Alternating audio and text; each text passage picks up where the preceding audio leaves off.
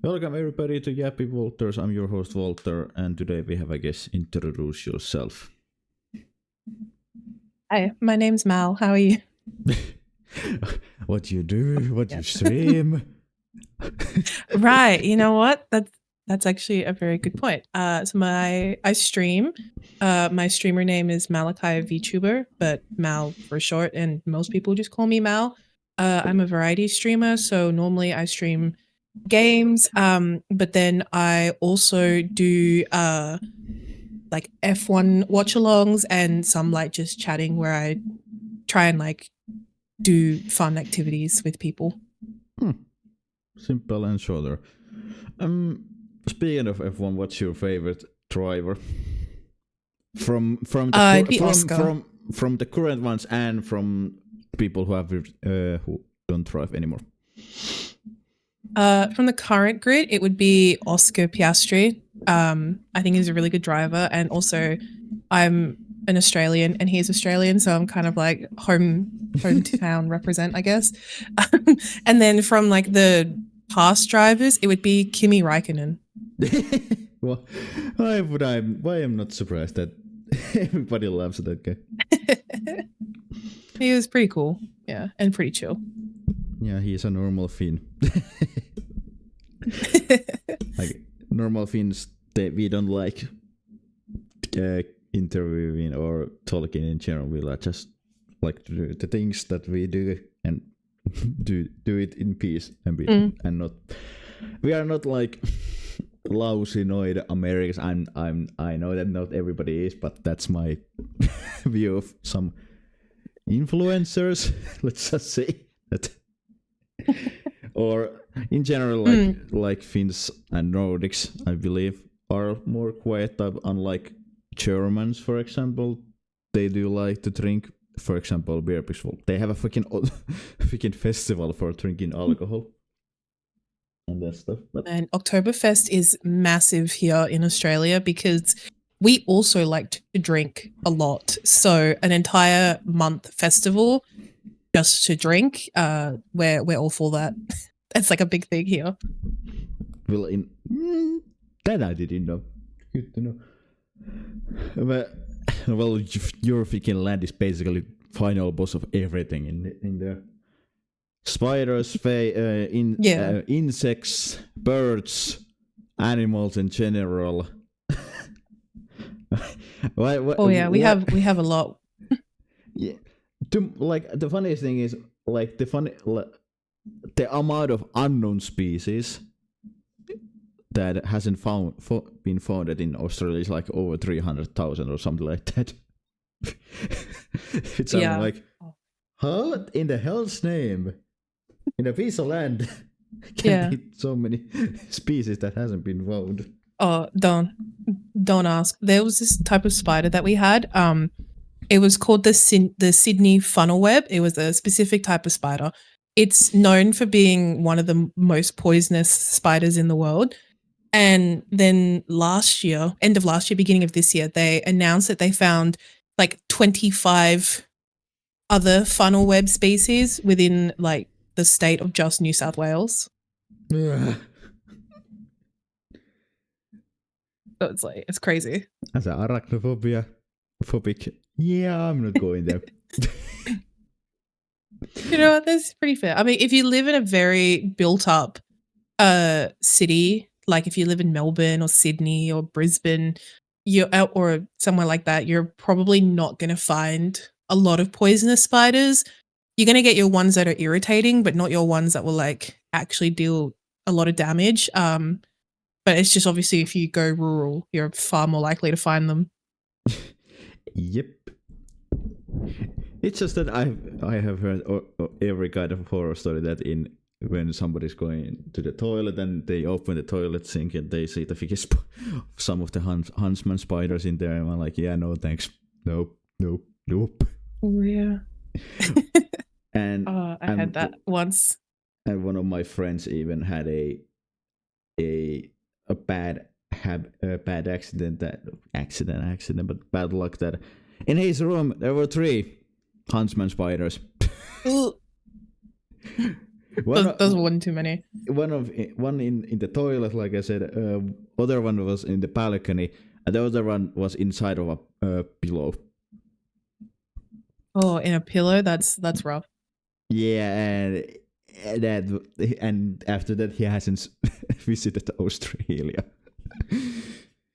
You know what? That is very fair. I remember this was back when I was like 18, 19, and I'd just gotten my driver's license, and I was driving to university, and a huntsman had found its way like inside my car, and it was sitting under the, like, we have these things called provisional plates. What is something you get when you get your driver's license? So like when you get your driver's license, and then like for like 2 years you're kind of on like a provisional license, so it's like you can't drink alcohol when you're driving. You're not allowed to drive like past midnight. It's just because like you're young, you know, you're a teenager, you're new to driving. They put you on like a provisional one for safety reasons. So I'd just gotten my license. I was on that, and so it had hidden behind the like sticker that you have to put on your car to show that you're like a provisional driver. And so I was driving to uni, and it came out from behind the sticker. And I've never fucking reared a car to the side of the road more quickly. And I grabbed my bag and I just threw it at my windscreen. So I was like, I don't know what's going to get rid of it. Yeah, so that was an experience. Yeah, I bet that was an experience. And like I don't know why every goddamn like the biggest spiders and I don't know if this is an accurate, I don't know, but like probably the most deadliest spiders are in there. Like I don't know why in the hell's name every and also like why the freaking magpies the freaking one bird species attack when you're biking. I don't know. Oh, the magpies, yeah. Why that is? They only do. So they'll do it in swooping season, as they call it, is like are usually around spring, when it's that time of year when like every animal is got their young children for the year. And magpies are very aggressive. So if you go like if you just ride underneath the tree where they've got their nest, they'll swoop you. Some of them won't, like some of them will just swoop you for the hell of it. You'll be nowhere near their tree and they'll just swoop you. Yeah, I don't know. Some people say they can smell fear and they can smell when you're embarrassed, so they'll swoop you. So, I don't know. I've actually never been swooped myself, but I've heard of people being swooped. Freaking final boss of birds attacking you, Jesus Christ.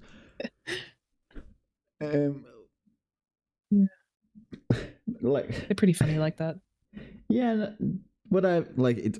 Yeah, of course, like every kind of content that I have seen it's of course it's funny to see that, but like living in Europe where birds usually don't mind you, like maybe small birds are like if you have flowers in your balcony, they will be in your balcony, but they don't attack you or anything like that. And then when I see magpies attacking people, I'm like, what the hell?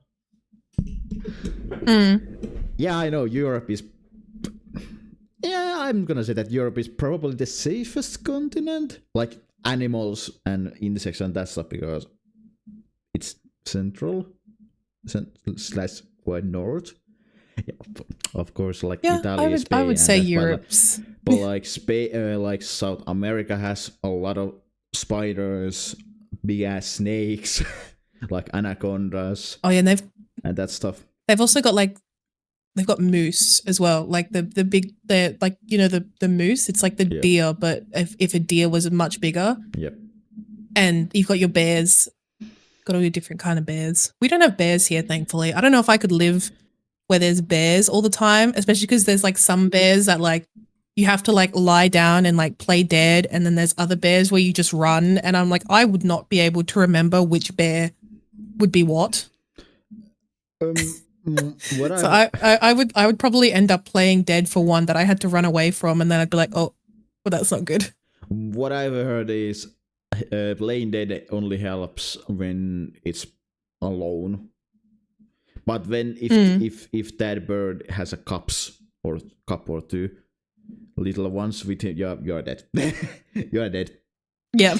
Because the, Like, oh, no. the mother instinct of protecting kids kicks in blindly. But usually, at least in here in Finland, it just helps that you shout. If they are at your basically at your doorstep. If you live in not in an apartment but in a house, just shout at them. Usually they leave. Because in here in Finland at least, the bears are small. It's not like you go into Russia or in USA or anything like that where the bears are like huge, like really huge. In here they are relatively small bears. Yeah. And then there's Asia, that there's a lot of spiders. I'm just saying that I'm saying this from arachnophobic view that if in a place that if there's a freaking poisonous spiders, I'm gonna say that it's more dangerous because, like I said, in Europe there are, but it's no way near compared to like South America's or Australia's or anything like that. I think it probably has to do with the weather. I think because it's quite warm and humid in South America, and it's quite hot, and it can be quite humid here as well. Yeah. So I think that's why you get a lot more of those poisonous spiders, which suck. I don't want poisonous spiders. And I think the funniest thing is like usually people are afraid of the bigger spiders because it makes kind of sense because bigger is sometimes scarier. But the bigger spiders aren't the most poisonous. At least that's what I've heard. It's usually like the really small ones that are really, really like poisonous. Yeah, usually it's like if the spider is huge, like massive, it's usually not poisonous, or at least it won't like put you in hospital. It'll probably just give you like a rash or kind of like an irritation. Yeah. Nausea is probably more linked to the smaller ones. They're more likely to give you nausea and like blood clots and other stuff. Yeah, that's the funniest part. Like, if I am more afraid of bigger spiders than smaller ones, but it's just if you ever in Australia see a smaller spider, just take a flamethrower out of your ass and burn it to hell.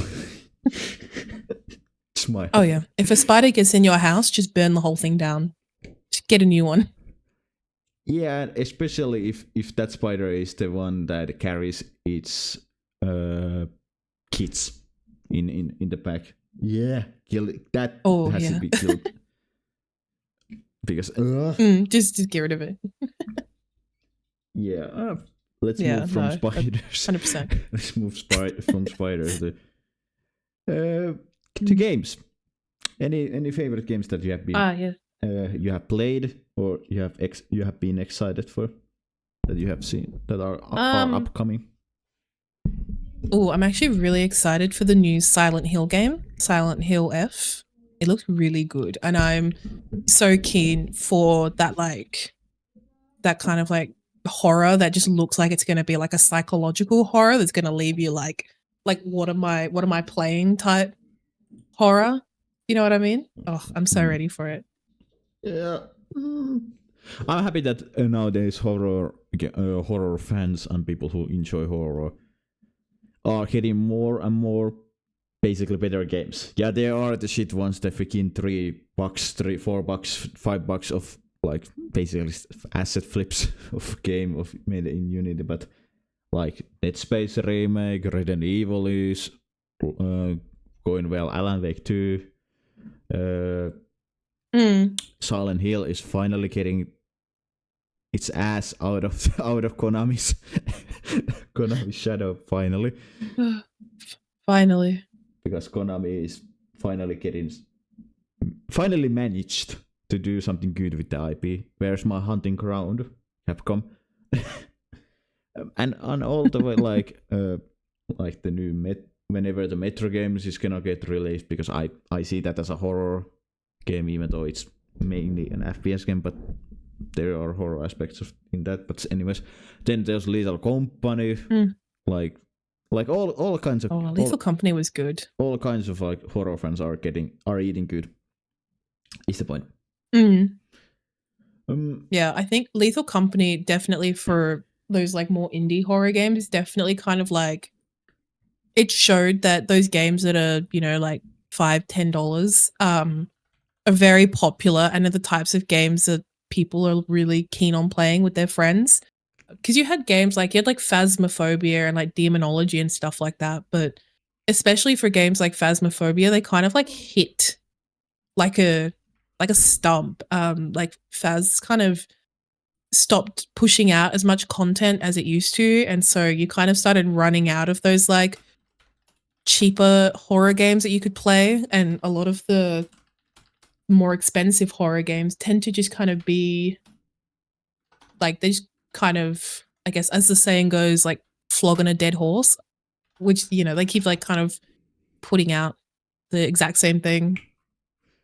So it was kind of nice to have like that change and that more multiplayer horror game. It was fun. I liked it. And then the freaking like I had a game that in my mind I had Subnautica 2, because Thalassophobia is a horror, and I want to see more. Mike Stan, can you stay down, please? I want to see more like underwater horror, even though I'm jack shit scared of that, because I have a little fear of Thalassophobia, not that big, but that opens up quite many, because well, underwater you can make basically any kind of monsters. So please, game devs, game studios, please make that a game, please. Oh yeah, I love Phas. Oh, not Phas. Sorry, Subnautica. I love Subnautica, and I'm very keen for Subnautica 2. I'm definitely like, I have a VR headset, and I remember wanting to try Subnautica on VR, and then like being able to like look down and see how deep the ocean was. At some points, I was like, oh, I was like, this is frightening. I don't want to do this. So yeah, definitely those kind of games have like that. Like, you wouldn't think it would be that like much of a horror game, but yeah, when they really get into those like fears that people have, you're like, oof. Yep, it's cool. I like it. And horror. Well, the problem with horror is, and the problem with horror games is that, Mike Stan, can you stay down, please? Is the freaking problem how you do good horror, like, because to some good horror is like jump scares, like Final Freddy's, for example, but to some Silent Hill 2, like the psychology, the brain side is more scary. So it's a balance that, and of course it's the freaking vision that what the devs want to bring. Like, whereas I want to see more Dead Space kind of horror, sci-fi horror games to be single player, like Alien Isolation 2. Whenever that gets released, I'm be playing that, because goddamn the AI on the xenomorph on that game, Jesus Christ, it was good, and it is still good. And more experimental games like I want to see. More experimental games I want to see from even bigger studios. Like I know Capcom has Resident Evil, and that's probably I'm pretty sure that it's the it's the biggest horror game franchise that is out there. At least that's my guess. It's definitely one of them. I think, yeah, like Resident Evil, Silent Hill, The Evil Within. I remember The Evil Within being one of my favorites. I'm definitely a fan of that psychological horror, and I like games like that, like ones where, and same with like Silent Hill, where you're kind of like, the main horror is like having to face like, I guess, like trauma from your past or like things that you kind of struggle to get over and having it like consume you. I think it's such an interesting way to do horror, because jump scares you have to be very careful with, because if with your jump scares, if you kind of don't get creative with it, then eventually people kind of get bored with it. You kind of see that with those games with like those films like Paranormal Activity and stuff like that.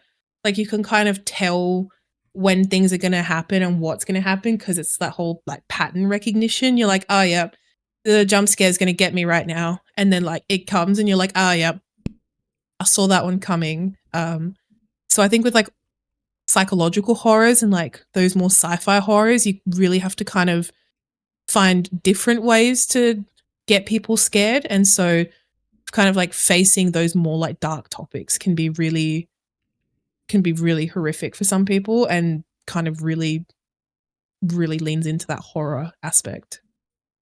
Yep. If that makes sense. Yeah, and like if X game is getting into a darker theme, that needs to be handled with the balance. It's not like let's freaking like let's not. Of course, if there is a darker tone and a bad guy has done some bad stuff, yeah, like shame on that. Of course, but like I don't see a point if the game is like telling me all the time that this character is bad, because this is not a cartoon movie. It's a horror game. I see it. I know usually in horror films, people who just end up dying are stupid as hell for some actual reason. I don't know why. But in games, that doesn't usually work. That in games, they have to be at least been rated somewhat good or somewhat smart. At least that is how. At least those games that I have played, it's been like that, like Dead Space and Resident Evil games and Evil Within 1. I haven't played the second one yet. Those characters second one was really good. In those games that I have played and mentioned, the right characters have been good.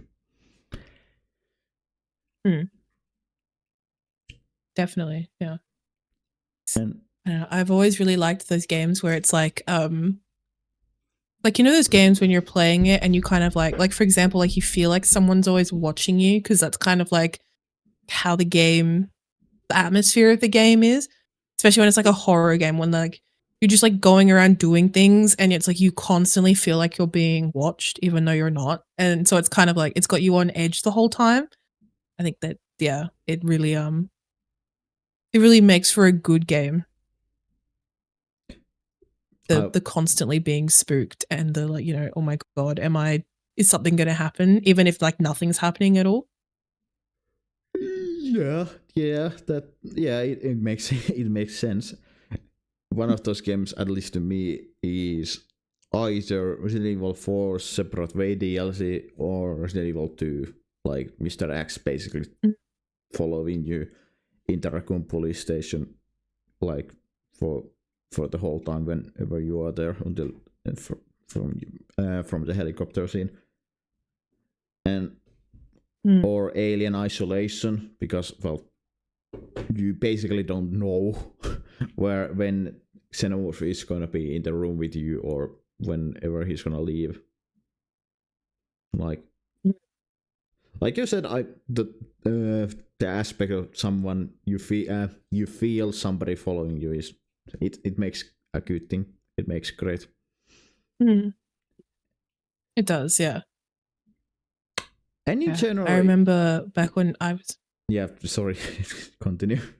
Oh no, you're fine. I was gonna say I remember when like the first Evil Within game came out. I was a teenager and I was playing it for like the first time, and I remember it having that kind of feeling like something's there in the background, just kind of like looking at you. And I remember I put the game down for a while. I didn't touch it for like 6 months to a year, because I was like, this is too scary for me at this point in my life. And then I picked it up later. Yeah, well, everybody gets scared at some point at something like the summits at the age of 4th or 5th or 6th or 7th, etc. Like I understand that. Like I had that with a cartoon show that had a horror theme, horror aesthetic, a scene where a freaking basically a boogeyman was in a corner, and the freaking one of the main characters saw that and it got scared, and the music basically also carried that scene. So I was like, yeah, I'm not gonna watch that. Nope. You're like, nope.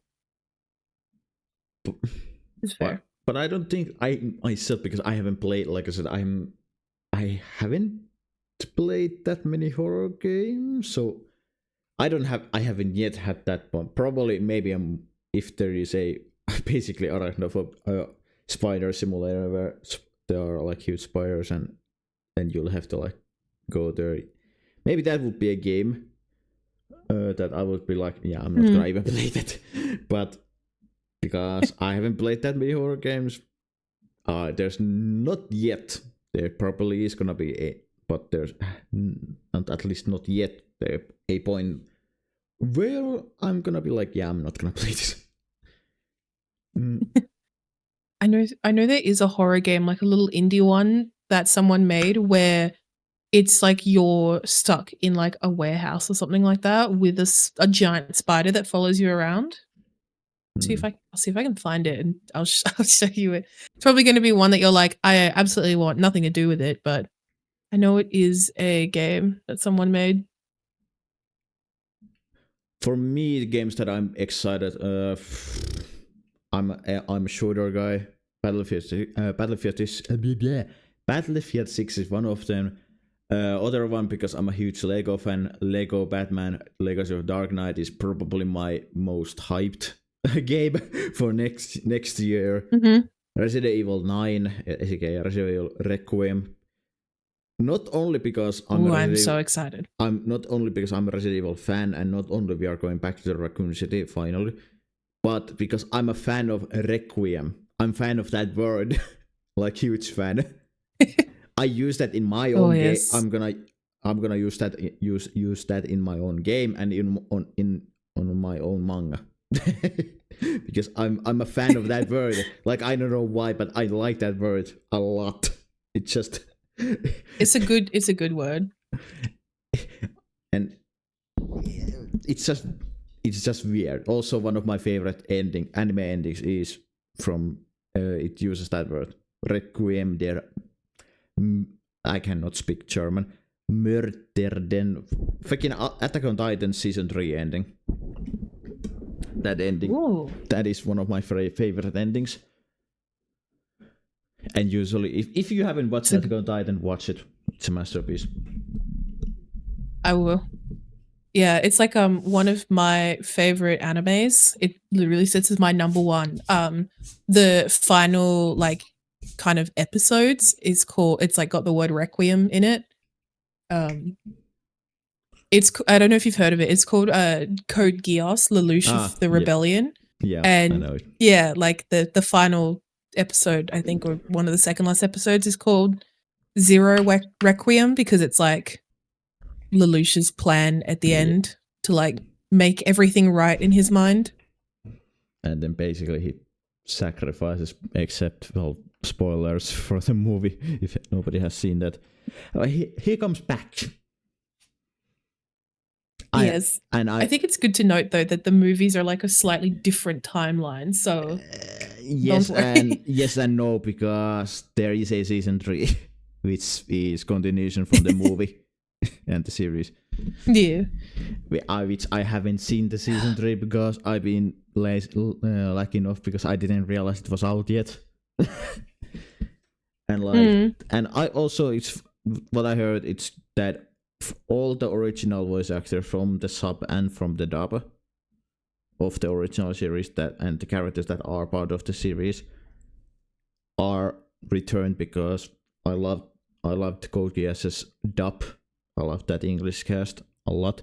It's same with Attack on Titan. I love the English version more because for me, if an anime is quote unquote international, it's just my own weird brain.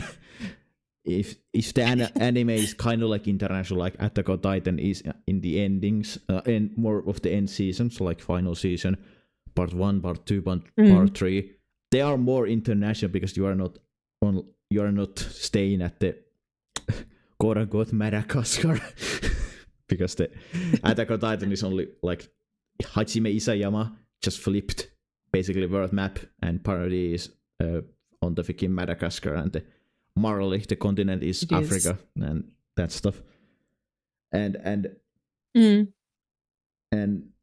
it's I see that it as an international anime. Same as Fullmetal Alchemist Brotherhood for some reason. I see that as an international anime. Like I love like the funny thing is like I love both versions. I love sub and dub in Fullmetal Alchemist Brotherhood, in Attack on Titan, in Code Geass. It's just dub is like 0.5 for me better. Like they're really close. But nobody can argue with me that in Attack on Titan Season 3, when Erwin makes the speech, that it's not better in dub. that speech is way better. It was pretty good. Because the freaking, in my opinion, you'll hear in that like a hero / leader, like basically, well, he was doing a death speech. He was going to die in the end. And it's the voice actor just, I love that scene a lot. I'm someone who, because obviously being in Australia, when I was a kid, there was quite a few animes that they used to air on like live TV in the morning. They used to air like the Kids Bop version of One Piece. They used to air Naruto. They used to air Yu-Gi-Oh, Pokemon, Digimon, Bleach. So a lot of those and Dragon Ball Z. So I used to remember getting up in the mornings, and it used to be on TV. And because it was on, it used to be on this show that we had called Cheese TV, which was kind of like a morning show, but for kids. And so because they used to show in the morning, they were always in English dub. So I grew up on it. So to me, I think English dub is fine. I like the sub. I've watched a lot of shows in sub, but there's also a lot of shows that I've watched in dub too, either because of the nostalgia factor of when I was a child, I watched them in dub, or just it's easier sometimes when I want to do stuff around the house. Like if I'm trying to do something and I want to watch at the same time, if I'm watching a show while cooking, I want to be able to understand what's happening without having to always be reading the show. So I'm I don't mind. Happy to watch in dub, happy to watch in sub. Sometimes I'll watch a show in sub and then watch it in dub, or vice versa. I'll watch it in dub and then watch it in sub. I genuinely don't mind, but also it's because I grew up in an English speaking country. I'm it's easier. It can definitely be a lot more easier when you want to do stuff and you might not have the opportunity to be able to read the subs all the time. That is fair, and no reason if that there's no wrong or right reason to watch both sides, except if you don't like the either way, then of course then watch the other way. If you don't like sub, don't watch dub. If you don't like dub, watch sub. And I do understand people sometimes hating on the dub, because sometimes the dub version is ass. Depends on of course the anime, because it depends on the I think it depends on the dub studio who made the dub, because it's not the same studio who animated, of course, but the animation studio who hired the dub studio to made it. It depends on that, I'm gonna say, because if it's the same studio that basically do the English voice cast for Kenshin, for example, yeah, good. Most of the voice actors that are part of the not part, but do the studio work or dub work for that studio. Yeah, good, because in my opinion, Kenshin's English cast is good. Anyways, it depends on the studio who dubs. I'm gonna say that. Oh, for sure. I think from when I started watching anime as a child, there are definitely a lot more studios now that are a lot more, they put a lot more effort into the casting and just the amount of effort that they put into it. Because there are some shows from like the early 2000s when you watch them and you can see like how the dubbing is done, and it's just like it just feels weird. And it sounds weird. I think one example is, you know how you've got Sailor Moon Crystal. And like prior to Sailor Moon Crystal, you had like the 90s version of Sailor Moon. I remember watching the 90s version of Sailor Moon, like late 90s, early 2000s version when I was a kid. And the English dub for it was very weird, but also just in general how that studio that animated it, how some things were done, because there was things where it was like certain people were made to be cousins. The age difference between like Usagi and Mamoru was like so much bigger than it should have been, just based on the English dub and like everything. Like, oh, it was such a wild time. I remember looking at some of those shows from back then and being like, wow, it was very it was something. It was something. Yeah. Yeah, that I see that. I like what clips I have seen. Yeah, I do agree with that. It's that also that microphone qualities have been going up and up and up and up from that time.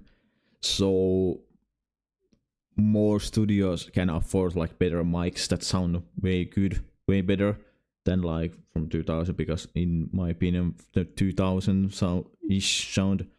sounded not as crispy compared to this like 2010s and that stuff. Also some like I think like some of the dubs, they were as like, yeah, who the hell cares in mentality, as a mentality, like who the hell cares. Yes, like that. There's that anime Ghost Stories. When it was given the green light for an English dub, the studio that was doing the dubbing for it, apparently they didn't really get any information on what should be they didn't get any information on the script or like what should be happening. So if you watch the English dub of Ghost Stories, like just the stuff that's happening in Ghost Stories is so it's so weird, because they weren't given a script, so they just kind of went with what they thought should be happening or what they thought would be funny. Like how far could they go with the dub, given that they weren't given a script? Like how close to certain lines could they go before like the studio was like, okay, you can't cross that line. So it's such an insane dub. Yeah. Like the 4 Kids One Piece, that was such a weird. I remember when I was like 5 or 6 and I was watching One Piece. So this was back in like 2002, 2003, and I was watching the like Kids Bop One Piece. I thought back then it was good. I thought it was good back then. And then I watched it as an adult and I was like, this is such bad English dub. It was so bad. And also like the freaking quality of voice actors have gone up. Like there are better voice actors for the dub. Like VTubers are now becoming a voice actor, which is good. And then of course like in all around like the quote unquote it is acting, but quote unquote voice acting is has been going up and up and up, which is good because we don't need terrible dubs. Yeah, I know that some people are gonna say some dubs are terrible. I'm not gonna say no, they are not. Maybe they are meh, but they are not straight up terrible. Go back to 2000s. That's a terrible dub in some cases, but nowadays they are all right. Like, yeah, maybe some of the animes use the same voice because I notice sometimes when I'm watching from 2010, 2011, 2012, 2013/14, there are the few voices that I hear. I don't remember those actors' names, but I know that it's the same voice actor because it was popular on that time. But I'm like, oh yeah, she is doing all right, and that person is doing all right job. But please, you should get someone new.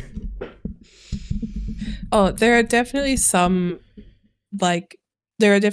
times or some instances where sometimes a voice actor might not 100% convey the emotion that they're supposed to be conveying. And you can see that when you compare the dub and the sub. But usually, like 95% of the time, it's pretty decent, or it might lack a little bit, but it's like it's not horrible. It's usually a fairly decent shout at what the emotion is trying to convey. But I get what you mean. I know certain voice actors, I can tell who they are by the sound of their voice because I've heard them in so many things that every time I watch something, I'm like, I know who you are. You know what I mean? Like you could pick them up anywhere. Yeah. Yeah. And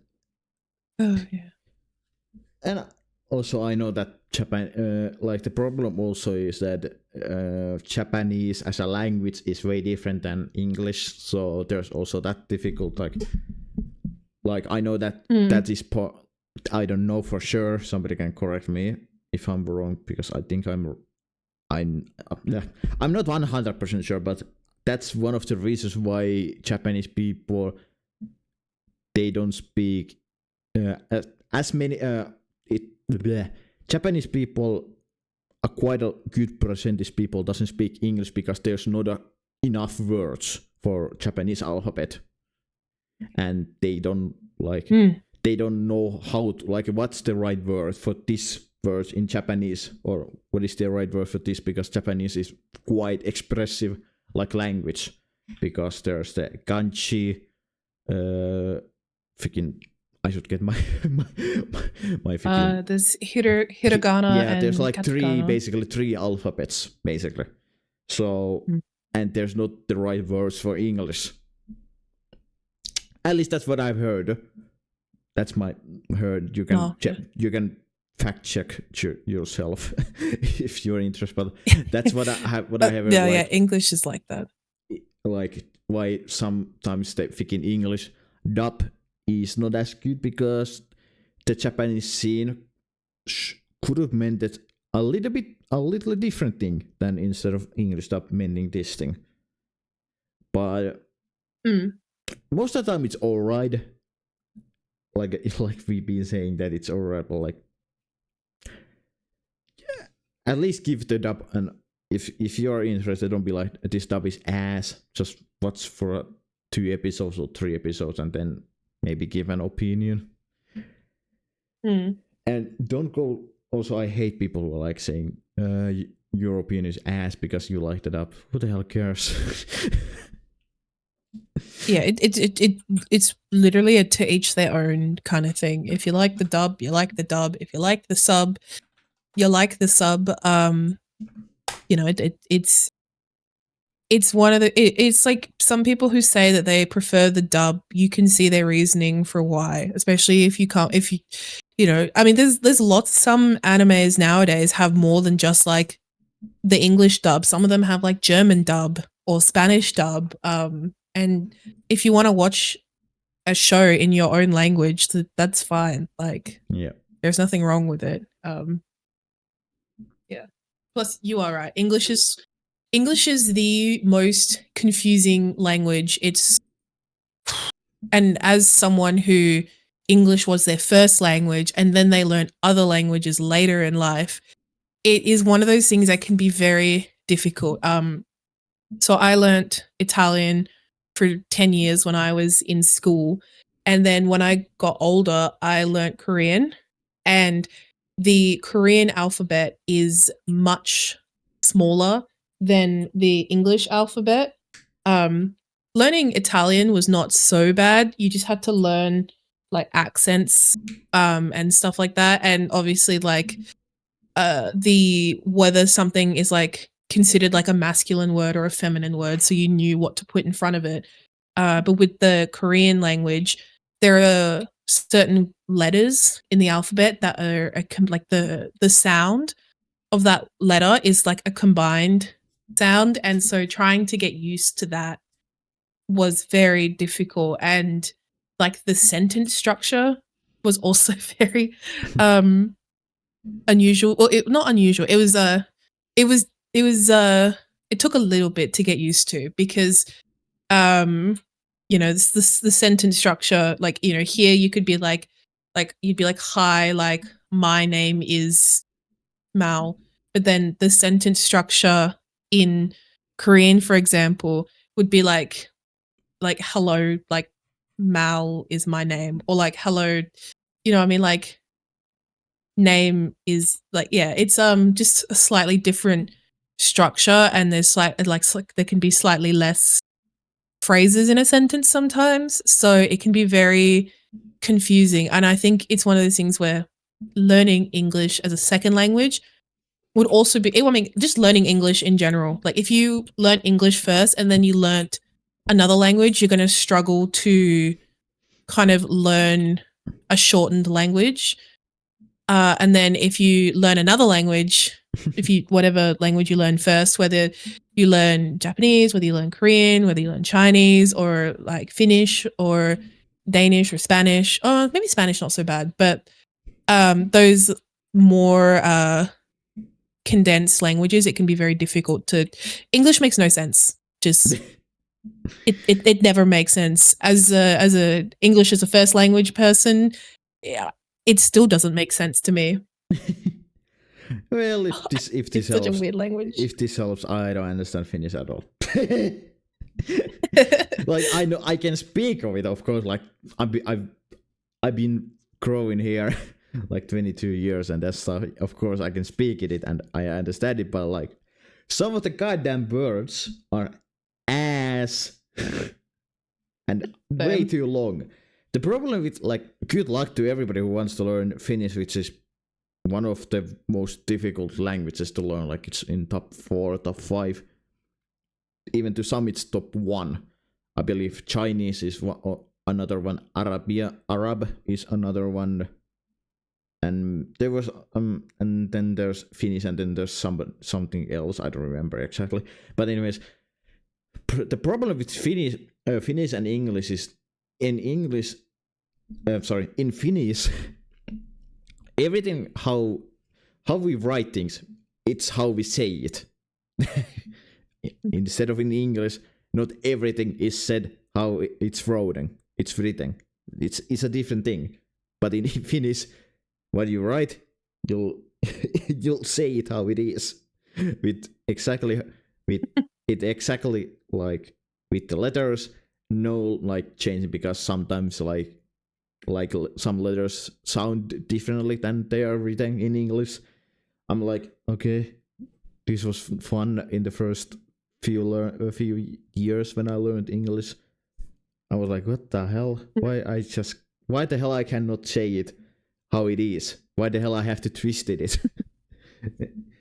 But yeah. if you want to be good in life, quote unquote good in life, learn English, or if you are gonna travel in Asia, learn the languages where you're learn the country's languages that you're going to. If you're going into China, learn Chinese. Yeah, it's a tough pill to swallow, but still, it's a nice hobby. And you learn a language that 1.6 billion people are speaking. Also, there are when you learn languages, there are certain languages that you can tell kind of a derivative of another, like another language is like they like derive from another language. Like for example, Spanish and Italian are quite close, and French a little bit. But Italian and Spanish I've found are a lot closer. My boss is Spanish and I know Italian, so my boss says stuff to me in Spanish and then is like, "You have to guess what I've said," and I'm like, Most of the time, I have a pretty good idea of what he's said to me. There are some things where I'm like, that word's slightly different. I don't know it, and I have to guess. But yeah, it's good to learn a language that you know is like a derivative of another language, because then it makes it easier to understand those languages as well. They share a lot of similarities, which can be really nice. Yeah. It's like learning 2 in 1 or 3 in 1. Yeah, it's yeah. For Finns, I'm gonna say that it's wise. Estonians can understand Finnish. Like they understand it, but they don't know how to speak it. But they do know like basically most of the words. But Finns cannot understand Estonian. Which is funny. and in general, like freaking Finnish is like, if you don't speak it at all, like if you're Finnish and you don't speak it at least once in a day, twice a day, you'll freaking forget like how you're gonna say how the words are, what the words mean, because bloody hell, it's confusing language. And also, please, don't worry. Please, Sony and everybody else, bring back the terrible dubs for games.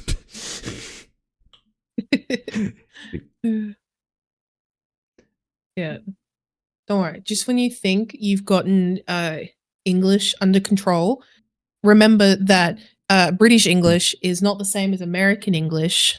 So there are things that if you say in Britain, it's not the same. And that also is because Australia is, well, it's started off, well, it was a British penal colony for so long. Australia speaks British English, and so if you want to do things like, if you want to do like coding, for example, you have to code in American English. So there are things that you have to spell differently, like center is different, favorite is different, color is different, and it's pain and suffering. Yeah, well, I believe it's been freaking, I don't know, 10 years when I have been into freaking, over 10 years when I started school. But I believe in most countries where English is spoken, learned or taught, it's mainly the American English, aka USA English, not like the Britain, not like the Great Britain or UK way of speaking English. But yeah, like I know that it's a debate, like what like some of the words like mean. I don't exactly like. Okay, yeah, soccer and football. They mean the same thing, but USA it's soccer, but in the rest of the world it's football. Which is, first of all, funny that the word comes from a British slang that just stayed in USA and that stuff. They are like small difference, but they basically mean the same thing. At least that's my understanding. Yeah. Yes. It's a very confusing thing. So, soccer is European football. Yeah. However, America has its own football, which is like, another term for it is gridiron. In Australia, we call it gridiron because we have our own football too. So the American football we call it gridiron, and then Australia has its own football, which we call Aussie rules football. So for us in Australia, we tend to call European football soccer as well, as to not confuse people with the fact we have our own soccer. And then we call American football gridiron, and we have something similar to American football. We call it rugby. Yeah, which is more a New Zealand style. Well, it's like New Zealand plays that one a lot too. So, yeah, everyone has their own version of football and have just decided to call each other's football a different word just to confuse you. If you weren't already confused, if you go to Europe, football means one type of sport, and if you go somewhere else, it means a different thing. I'm gonna argue that it's mainly football, like mainly in the world. Like if you go to South America, football is football. If you go to, of course, UK, well, duh, it's football. Or if you go to Asia, it's probably football in English. Of course, there's probably in the like their own languages. It has its own term, but in English, football probably means like the football. But in English speaking land, you give this land to this one, yeah, no. If you go to English speaking countries, yeah, like you said, there's always a different term for everything, kind of, except probably a few things. Probably, I'm not sure because I don't speak every kind of English. Sorry. But like, yeah, the soccer is one. Also, like sweets and that stuff, there are like very different meanings. So like this sweet is a this thing and that thing, and that this word is for this and this, and it's like, yes, I'm confused. I don't give a shit. I'm like, let me be myself. Oh yeah, there's different things. It's like with British English and American English, for example, like the word chips, for example. Chips here for chips, we call chips like chips is everything. Chips is like like French fries. Chips is like the chips that you find in a bag, you know, like the Dorito chips. So we just call everything chips. But then in America, chips is different. You've got like they call Doritos like crisps, I think it is. And then you've got French fries. And then I think Britain calls everything chips too, or I think bag chips are called crisps, and then French fries are called chips. It's very confusing. I'm like, why? Why do you do this? Yeah, I'm happy that in Finnish everything has its own word. Like French fries has its own word, chips it has its own word. So we don't even get confused. We know that if we are buying like French fries, we are buying French fries. We are not buying chips. Or if we are buying Pringles, we are buying Pringles. We don't call it chips. It's easier in that sense, but yeah, it's confusing. Like if you go, like you said, American way is different, UK is different, and Aussie way is different. It's different, yeah. Do you agree with Chris Hemsworth with this statement that Australian accent is not a sexy one? I don't know. To me, it just sounds. I mean, to me, it just sounds. I don't know. I don't think it's. I don't find it sexy. I mean, maybe it's because I speak it and I hear it every day. I don't think it's sexy to me. It's kind of an okay accent, but I have heard some people say they think it's a really sexy accent, and I'm like, I genuinely don't know how. So I think yeah, it's to each their own. But maybe not. I don't think so. I don't think it is. So I agree with Chris Hemsworth. I don't think it's a sexy language. I think it's an okay accent. And if anybody wonders where I got that, I believe it was when Chris Hemsworth and another actor were promoting Furiosa, I think, on Variety channel, and then the freaking host said that question, and then they put like the water bottle on. I disagree. And then Chris Hemsworth did the most stereotypic Australian accent that there is. and that has been staying on my mind ever since because it was a funny clip and I recommend everybody to look at it. Yeah, that the freaking accent came from the languages. So, but yeah, if you know, and I don't know for sure, but if you know any Australian games that you would recommend, or games that you were made in Australia that you would recommend, I don't know if you know.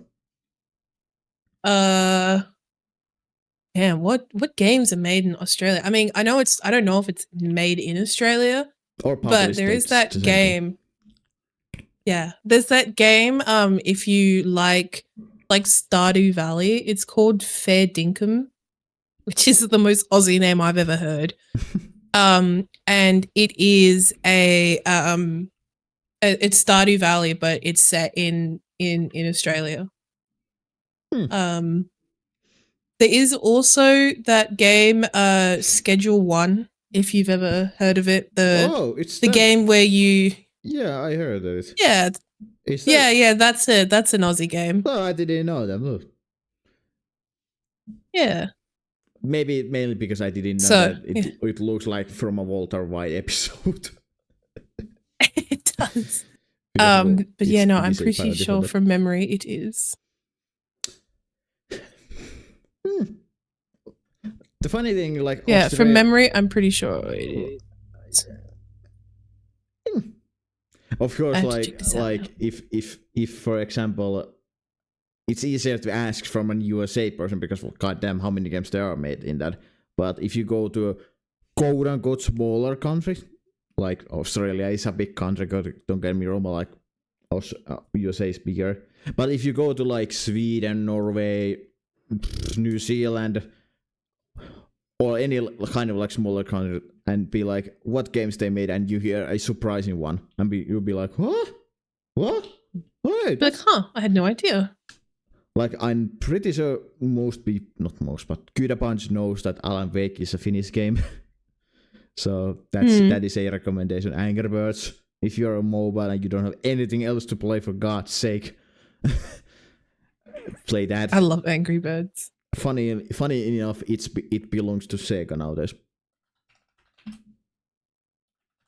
Interesting. They bought it. Sega bought Rovio, aka the studio who owns IP, for 700 million euros, aka 700 million bucks. Damn. With something like that, fuck's sake. That's a lot of money. That game is not worth it for that much. I was obsessed with it back in the day.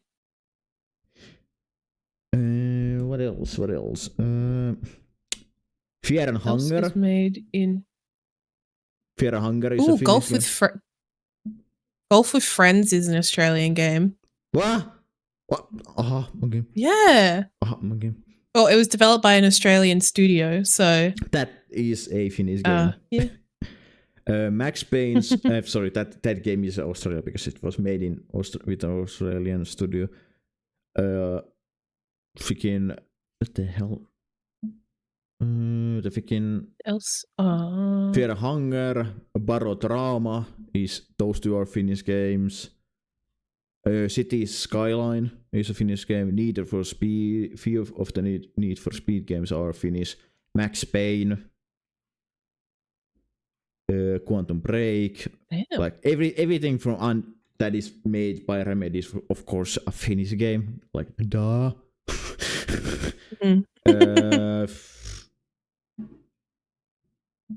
Apparently Fruit Ninja was developed by an Australian studio, which I had no idea. And of course everything made under Supercell is a Finnish game because, well, that studio is Finnish. Well, if you ever hear of the studio Half Brick Studios, they're an Australian studio, and they apparently make a fair few amount of games. Good to know. We have quite a few, apparently. Yeah. Apparently they made some Avatar games back in the day. Nice. I'm gonna wrap with a few ending questions, and then this interrogation is over. Sure. if I get freaking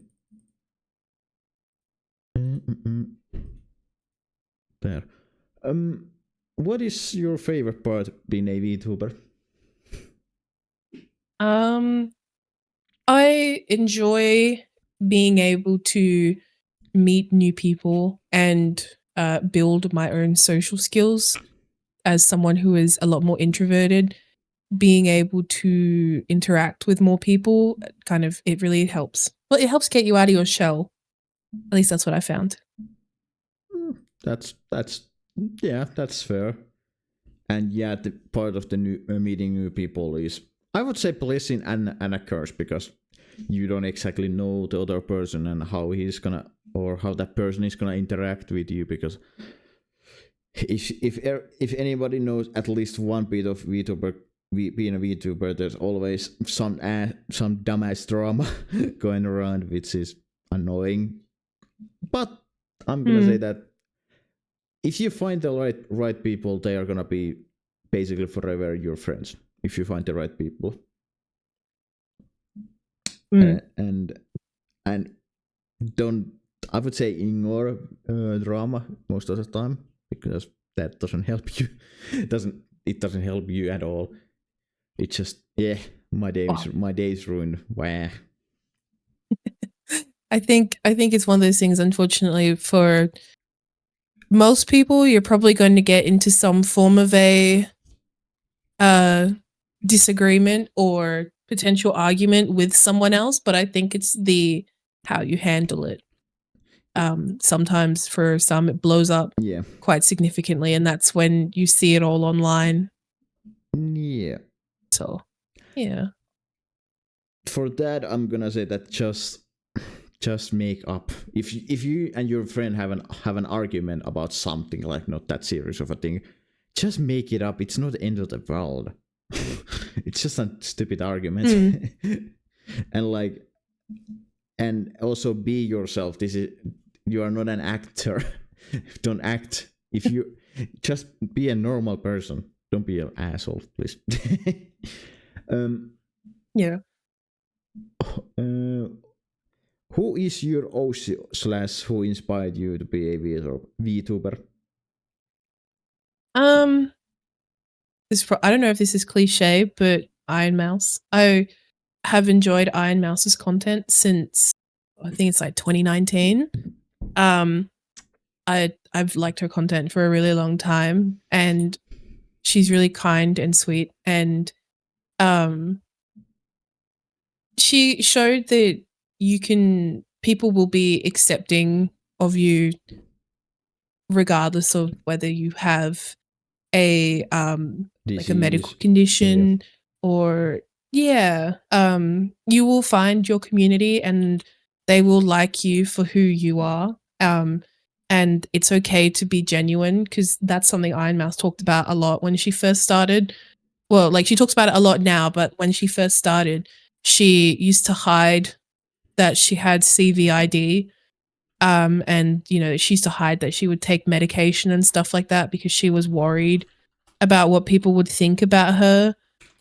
But then, over time, she started showing it a lot more after she discovered that people were more accepting. So, it's okay to be you. And that's something she showed. And I think it's something that people need to, I think it's something that people should look at and be like, your community will accept you for who you are. Yeah. So you don't need to hide who you are. Yeah, exactly. And again, be yourself, and that stuff is easy. One of my favorite Finnish content creators said that people watch your stuff already. You'll have your community, and that's and I agree. And yeah, but I don't think there's a cliche being a mouse fan. Yeah, she's probably the biggest, or one of the biggest VTubers. But I think she is one of the biggest. Yeah, but the point that I was making is that it doesn't really matter who inspires you. It's just that how you, okay, it matters to some extent. Like if you're inspired by a douchey person, don't be like that. But like Iron Mouse or any kind of like kind person like Iron Mouse is, or like normal person, just that's fun. Like there's nothing wrong with that. Like I want usually like I want to take what my favorite content creators do and do some kind of like what or something like what they will do, like but my own version, if that makes sense. Oh, that makes sense.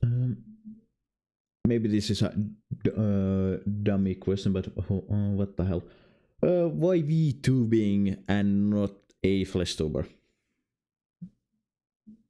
Why did you choose to be a VTuber and not a Fleshtober? Is probably the right way.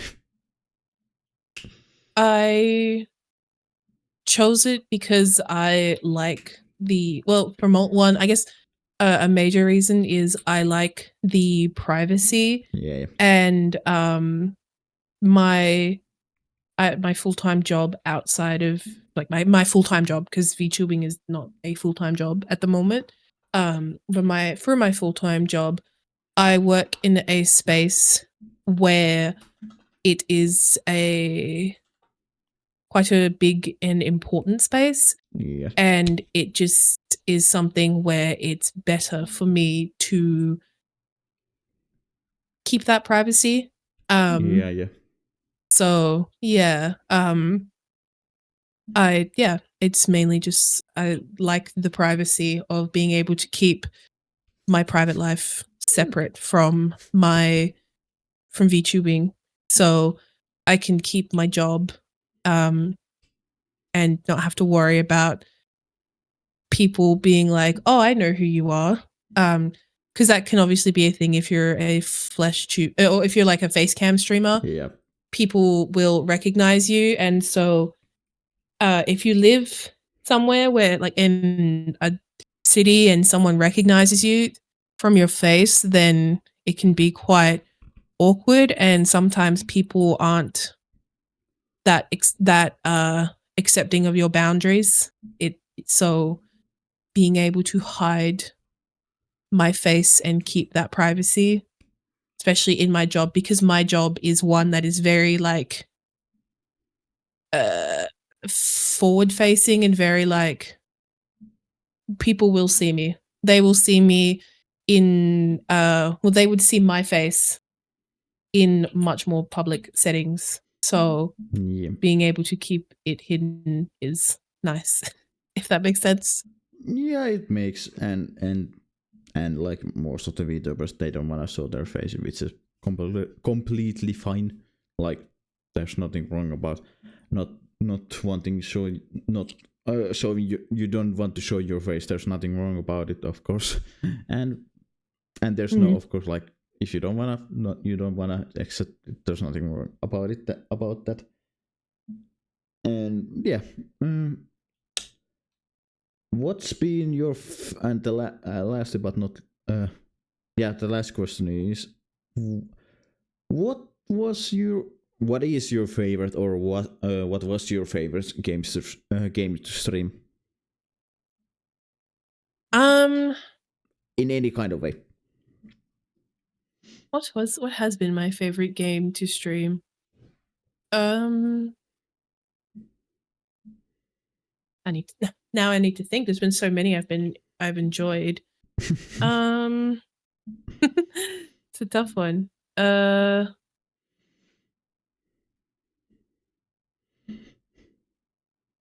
Ben.